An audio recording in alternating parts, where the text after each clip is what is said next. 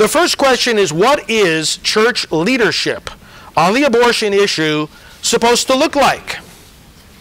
And what is its rationale? Brothers and sisters, it's supposed to look like a fire, not a desert, not a dark, empty room, and not a bunch of nervous chipmunks looking for cover because they're afraid. Church leadership on any issue of the magnitude of abortion, church leadership on any problem that attacks the gospel at its core, as abortion does, that offends against God, as child killing does, anything like this must see the church at the forefront of doing what Isaiah says in the 58th chapter of his prophecy: cry out full-throated and unsparingly. Speak up for justice. Point out to my people their sins. But it's not just a matter of pointing out sin. Yes, the church has to sound the alarm that what is happening here is not a good, it is not a right, it is not a constitutional freedom, it is not an aspect of health care. It is killing, it is idolatry, it is violence, it is to be stopped, it's not to be tolerated. There's a lot of problems in our world that, basically we learn how to tolerate them. And basically we learn how to live with certain evils, or we learn how to improve situations. But this is not one of those. This is not something that we can tolerate. Our mission, our goal, and the prophetic message of the church needs to be clearly stated. We are in this to end abortion, not just to witness against it or preach against it. We're here to end it.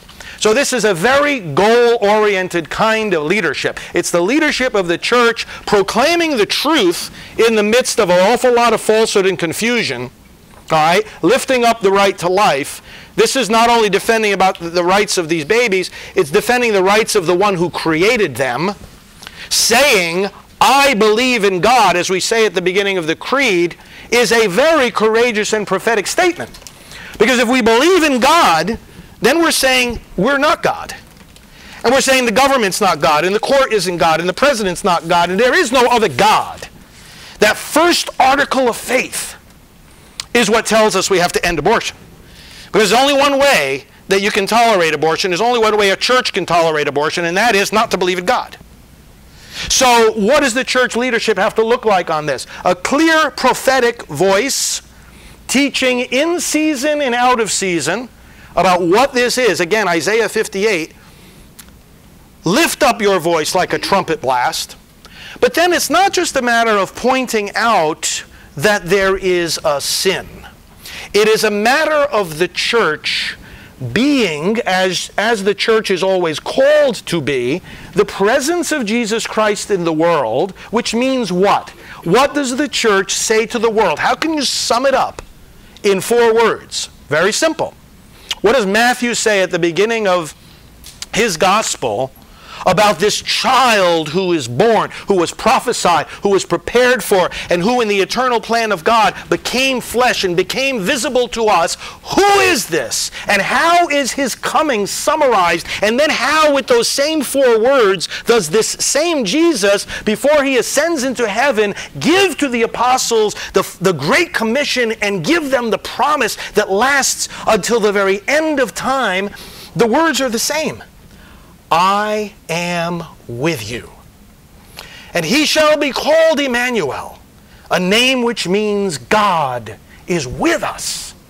I am with you always until the end of the age. So I am with you summarizes the stance of God to us.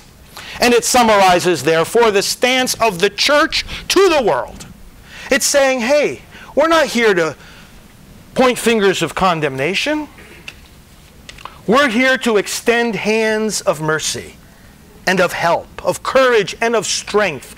We're here to say to the person who feels that she has to have an abortion, to the father who feels that abortion is the only solution, we're here to say, even to the people who are performing abortions and advocating abortions, we're here to say to those who've had abortions who are suffering in pain and despair, we're here to say to the legislators and the politicians, whether they're pro-life or pro-abortion, we're here to say to the vast public who's so confused and conflicted on this issue, we're here to say one thing: I am with you. We are with you. Because if you're confused, we want to unconfuse you. If you're going down the wrong path, we want to lead you on the right path. If you're in despair, we want to give you hope. If you're weak, we want to make you strong. If you're on the way to hell, we want to get you to heaven. And if you think you're on the way to heaven and you're not worried about hell, we want you to worry a little bit. A little bit. Just enough to keep on the right path. So this is what the church is meant to do. What is the church supposed to be in leadership on abortion? We're supposed to be providing alternatives. People should feel like they can run to the church when they're pregnant, in need, and confused. Come to the church, and so that the church marshals the resources. And we're not just talking about spiritual resources. That in the church, the medical professionals and the legal professionals and the counselors and people who can share their resources are going to rally around the men and women of that congregation who have conceived a child and now don't know what to do.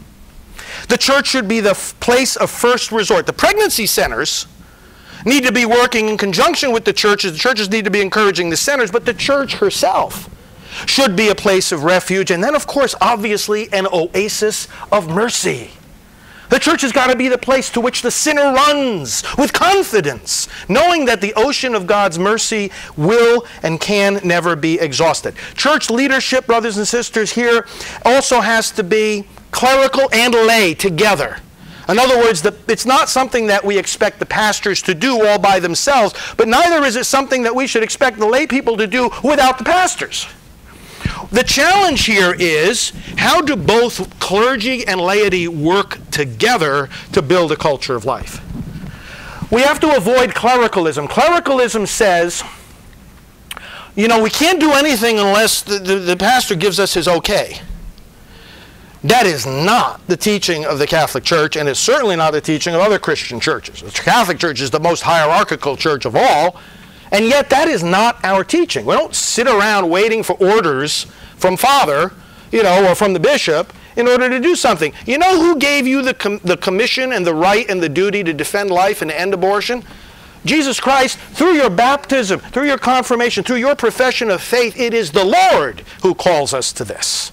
The pastors of the church are supposed to fan the flames and encourage the spirit that is already within you to go do this work. And finally, two final quick points.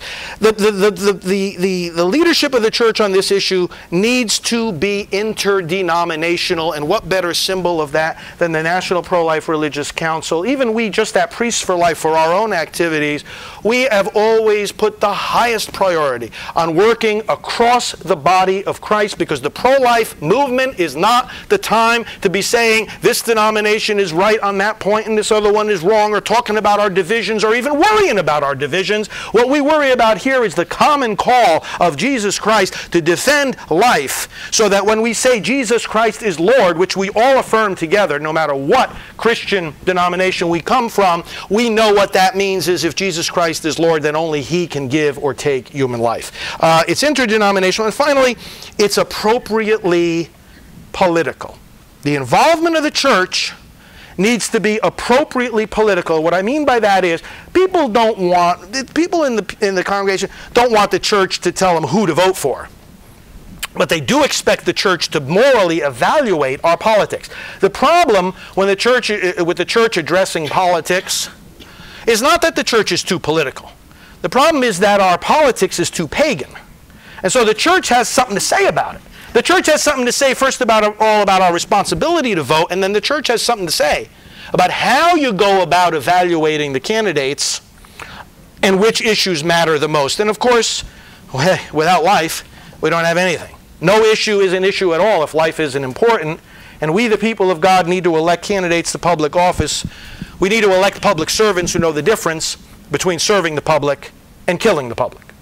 And we need to be able to say that from the pulpit. And if they don't know the difference, they don't belong in public office. We need to say that.